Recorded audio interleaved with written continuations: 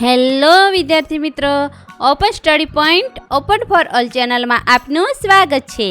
આજે આપણે શીખીશું ધોરણ 11 વિષય ગુજરાતીનો પાઠ 4 અમૃતાના સ્વાધ્યાયના પ્રશ્નોના જવાબની સમજ મેળવશું.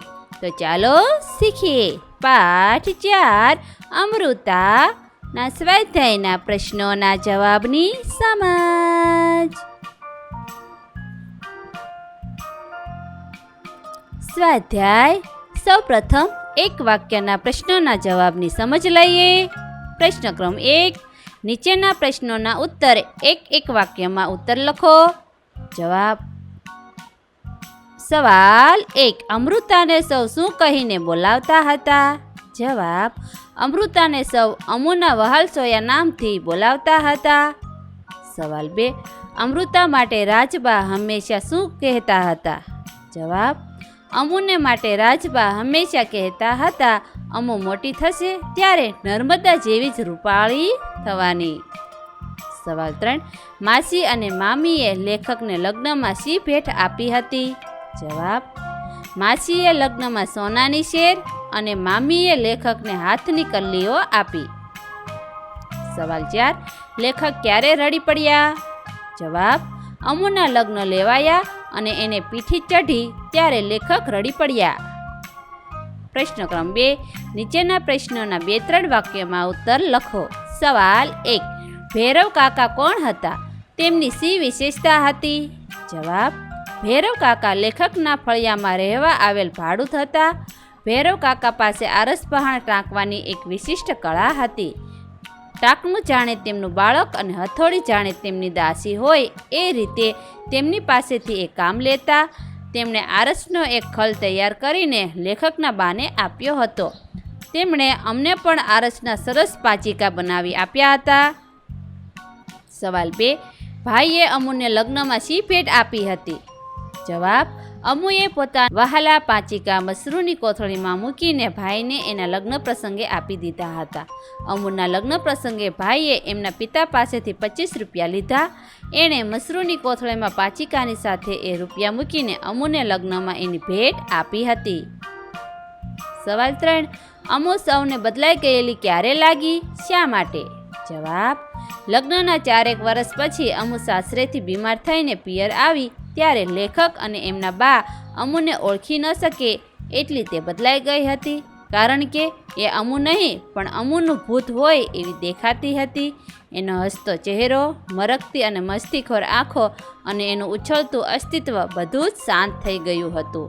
નમણી અને સ્નેહ નીતરતી અમુનું આ રૂપ આઘાતજનક હતું. પ્રશ્ન ક્રમ 3. નીચેના પ્રશ્નોના સવિસ્તર ઉત્તર લખો. સવાલ 1. અમૃતાનું પાત્રલેખન કરો. જવાબ. લેખકની નાની બહેન અમૃતાને સૌ અમુના વહાલસોયા નામથી બોલાવતા. અમૃતા અને તેનો ભાઈ બહેન ઉપરાંત ગાઢ મિત્રોય હતા. અમુ તોફાની હતી. તેનો શરીરનો બાંધો સુદૃઢ હતો.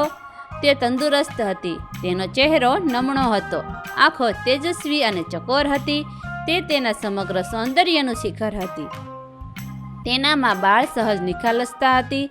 અમુની બા નર્મદાએ તેની નાની રાજુબાને સાજી કરવા કોઈ અકૃતના શબ્દોમાં વિશ્વાસ મૂક્યો હતો અને ગળામાં પહેરેલી સોનાની કંઠી અવધૂતને આપી દીધી હતી. આ જાણીને તેણે તરત જ તેની બાને નિખાલસ ભાવે કહ્યું, મારા ગળામાંથી સોનાની કંઠી કાઢી લે, નહીં તો હું કોઈ સાધુને આપી દઈશ. અમુને પાચિકાનો પણ ખૂબ શોખ હતો. એટલું જ નહીં, તે પાચિકા રમવામાં હોશિયાર હતી. તેનો ભાઈ પ્રત્યેનો પ્રેમ અતૂટ હતો. આથી તે ભાઈના લગ્નની વાત સ્વીકારી શકી નહીં. તેણે ભાઈના લગ્ન બંધ રખાવવા અથવા તેને પરણાવવાની વાત ઉડાડી દેવા ખૂબ પ્રયત્ન કર્યા, પણ ફાવી નહીં. ભાઈને પીઠી ચોળી ત્યારે તે સોધાર આંસુએ રડી કોઈથી સાની ન રહી. ભાઈએ તેને બથમાં લીધી ત્યારે તેના ડૂસકા સમ્યા. તેણે પોતાને વહાલા અને મનગમતા પાચિકા ભાઈને લગ્નમાં ભેટ આપી દીધા. અમુએ પોતાના ભાઈ પ્રત્યેના પ્રેમમાં એકાધિકાર જમાવ્યો હતો. અમુના લગ્ન થતાં તેના વિદાય પ્રસંગે ભાઈએ પણ એ પાચિકાની મસરૂની કોથળીમાં 25 રૂપિયા મૂકીને એ કોથળી અમુના હાથમાં સરકાવી દીધી હતી. એ પ્રસંગે ભાઈએ અમુની આંખોમાં વહાલ, વિષાદ અને વ્યથા જોયા હતા. લગ્નના 4 વર્ષ પછી અમૃતા અચાનક બીમાર પડી. પછી સૌને રડતા મૂકીને એ ચાલી ગઈ. અમુના અસ્થિ અને તેના મનગમતા પાચિકા પાણીમાં પધરાવતા ભાઈનું અંતર રડતું હતું, પણ તેણે તો ભાઈની હસતા હસતા વિદાય લીધી હતી. સવાલ 2. રાજબાએ કહેલી બાના બચપણની વાત તમારા શબ્દોમાં લખો. જવાબ: એક દિવસ રાજુબાએ અમુ અને તેના ભાઈના બાને બાળપણની એક વાત કહી. તેમના બાનું નામ નર્મદા હતું. એ 9-10 વર્ષની ઉંમરની હતી ત્યારે રાજુબા માંદા પડી ગયા. કોઈને આશા નહોતી કે એ જીવશે. એમના નાના એટલે કે રાજુબાના પતિ સાવ હતાશ થઈ ગયા. એ દિવસોમાં એક સાધુ ભિક્ષા માંગવા આવ્યો. નર્મદા મુઠ્ઠી ભરીને બાજરો લઈ સાધુને દેવા દોડી. એ સાધુએ એના ગળામાં સોનાની શેર જોઈ એને વાત વાતમાં ઘરની માંદગીની ખબર જાણી લીધી. એટલે એણે નર્મદાને કહ્યું કે તારી આ સોનાની કંઠી આપી દે તો તારી માં સાજી થઈ જાય એવી દેવી ભસ્મ આપો. ભોળી નર્મદાએ તરત જ સોનાની કંઠી ગળામાંથી ઉતારીને એ સાધુને આપી દીધી અને સાધુ ચપટી ભસ્મ આપીને ચાલતો થયો. નર્મદાએ ભસ્મને પાણીમાં ભેળવીને ચમચીથી રાજુબાના ગળામાં ઉતારી દીધી. ભગવાનનું કરવું કે ત્યાર પછી તેઓ સાજા થઈ ગયા. 8-10 દિવસ પછી નર્મદાના ગળામાં સોનાની કંઠી ન જોતા આ વાતની જાણ થઈ. સવાલ 3. અમૃતાનો પાચિકા પ્રેમ તમારા શબ્દોમાં વર્ણવો. જવાબ: અમૃતાને પાચિકા રમવાનો ખૂબ શોખ હતો. એ એની મનગમતી રમત હતી. તે કલાકોના કલાકો સુધી રમે પણ થાકે નહીં. તે પાચિકા રમવામાં એક્કો હતી. અમુએ તેમના ફળિયામાં રહેતા ભૈરવ કાકા પાસેથી આરસના પાચિકા લાવી આપવાનું વચન લીધું. બીજે દિવસે અમુની પાસે આરસના સુંદર કૂકા આવી ગયા. તેણે રમી રમીને એ પાચિકાને સરસ મજાના લીસા અને ચળકતા બનાવ્યા હતા. અમુ પાચિકાથી રમે ત્યારે તેનો કૂકો બહુ ઊંચે સુધી ઉછળે અને નીચે આવે ત્યારે કૂકાની સાથે તેની આંખની કીકી પણ ઊંચી ચડે અને નીચે ઉતરે. અમુ પાચિકા રમવામાં એવી એકાકાર થઈ જતી કે તેની ચબરાક આંખો ઊંચે ઉછળતા કૂકાને તરત જ હાથમાં ઝીલી લેતી. આરસના કૂકા એને ખૂબ વહાલા હતા અને સાચવવા માટે એણે ખાસ મસરૂની કોથળી કરાવેલી.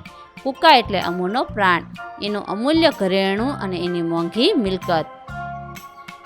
સવાલ 4. લેખકનો ભગીની પ્રેમ ચરિત્ર નિબંધમાં કેવી રીતે પ્રગટ થાય છે તે જણાવો.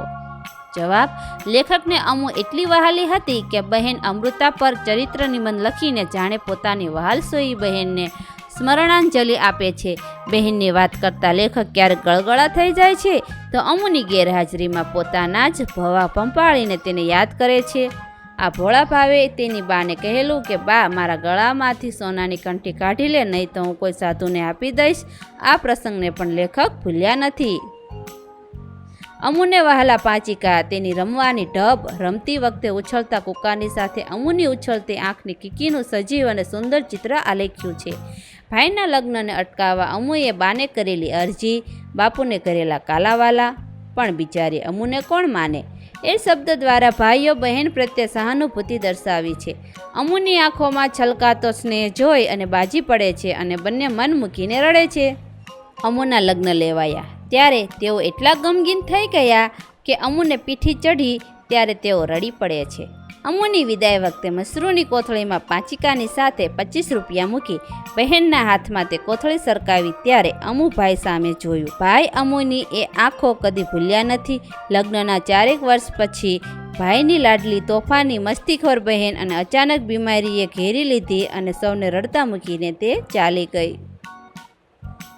અમુના મૃત્યુ પછી તેની પેટીમાં પડેલા કૂકા જોઈને લેખકનું હૃદય દ્રવી ઉઠે છે અને બાને ભેટી પડે છે. આ વિડીયો નિહાળવા બદલ આપનો ખૂબ ખૂબ આભાર અને ઓપન સ્ટડી પોઈન્ટ ચેનલ તરફથી વિડીયો નિહાળવા બદલ આપનો આભાર. આવા બીજા વિડીયોઝ નિહાળવા માટે અમારી YouTube channel open study point અત્યારે જ સબસ્ક્રાઈબ કરો.